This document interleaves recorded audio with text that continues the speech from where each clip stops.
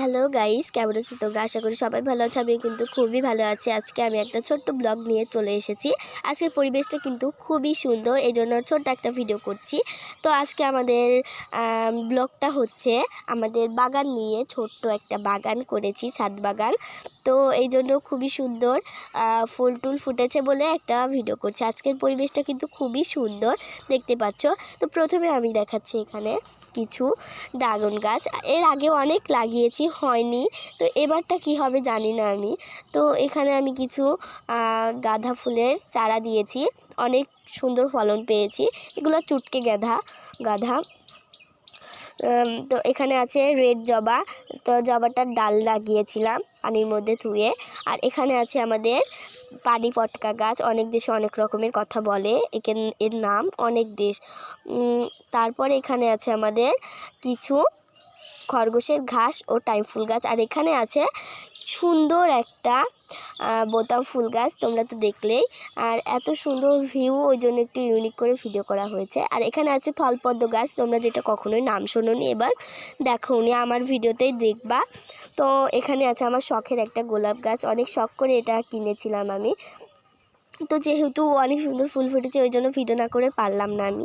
তো ইউনিক করে একটু ভিডিও করছি, তোমরা কিছু ভালো ভালো কমেন্ট করবে, ঠিক আছে বন্ধুরা? তো এখানে আমরা তুলসী গাছও দেখেছি।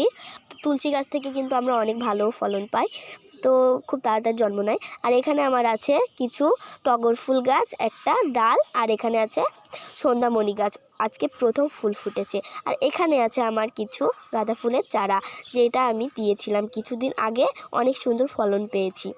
তো হলো এখানে মাটিটা যেহেতু রসালো, রাত্রিবেলা নিয়র পড়েছে। আর এখানে আরেকটা টবে আছে সেই একই চারা।